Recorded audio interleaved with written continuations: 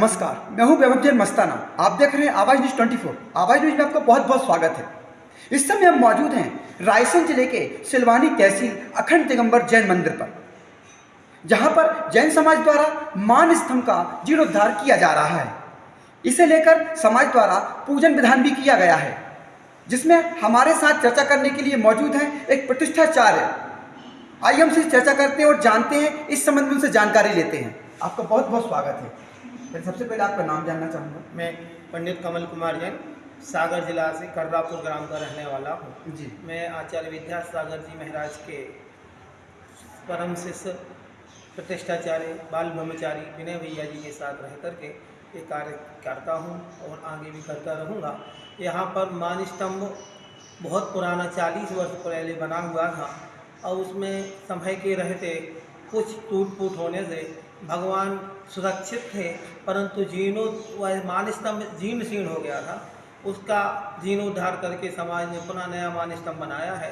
अब पहले वह 4 प्रतिमा वाला था, 8 प्रतिमा वाला मान स्तंभ बनाया है। उसमें मंदिर के सबसे बाहर यदि हम मंदिर में प्रवेश करते हैं तो सबसे पहले मान स्तंभ के दर्शन होते हैं।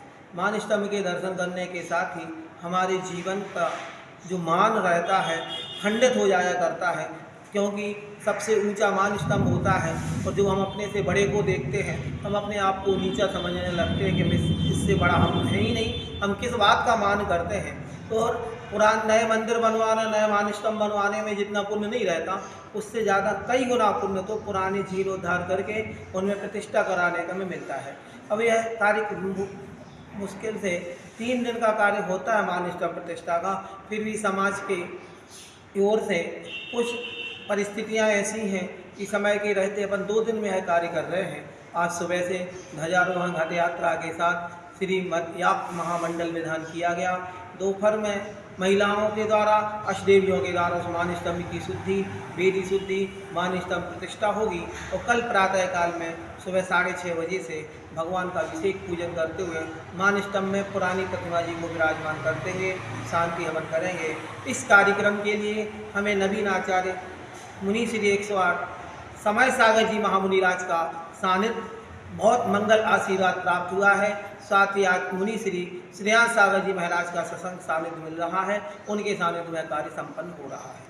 आप समाज को यहाँ की क्या संदेश देना चाहिए प्रतिष्ठाचार्य होने के नाते? जैसे कहा जाता है कि बदी मुट्ठी लाट की और खुल गई तो खाक की, उसी प्रकार यहाँ की सिलवानी दिगंबर जैन समाज का पहले से बात रही है कि अखंड दिगंबर जैन समाज रही है। यहाँ पर पहले केवल इतनी बड़ी समाज होने के बावजूद भी एक मंदिर था। अब मंदिर भले 2 हो गए हैं, परंतु अखंड दिगंबर जैन समाज है। और जैन समाज भले थोड़ा सा है, परंतु यदि बनकर एकजुट रहकर प्रत्येक कार्य मिलजुल कर सामंजस्य करे तो ये छोटा कार्य भी बहुत बड़ा हो जाएगा और हमारी धर्म प्रभावना भी आगे हमेशा बनती रहेगी। इसलिए समाज से मेरा केवल एक ही संदेश है, जैसा कि नाम है अखंड दिगंबर जैन समाज, ऐसे एक अखंड रह करके रहें, सब लोग मिलकर के एक होकर के रहें, हर कार्य में तन मन धन से जितना बने उतना सहयोग करते हुए धर्म की प्रभावना करें। ये थे हमारे साथ चर्चा करने के लिए प्रसिद्ध प्रतिष्ठाचार्य श्री कमल जैन जी, जो कि कर्रापुर सागर जिले से आए हुए थे। ये हमें जानकारी दे रहे थे कि मान स्तंभ प्रतिष्ठा का क्या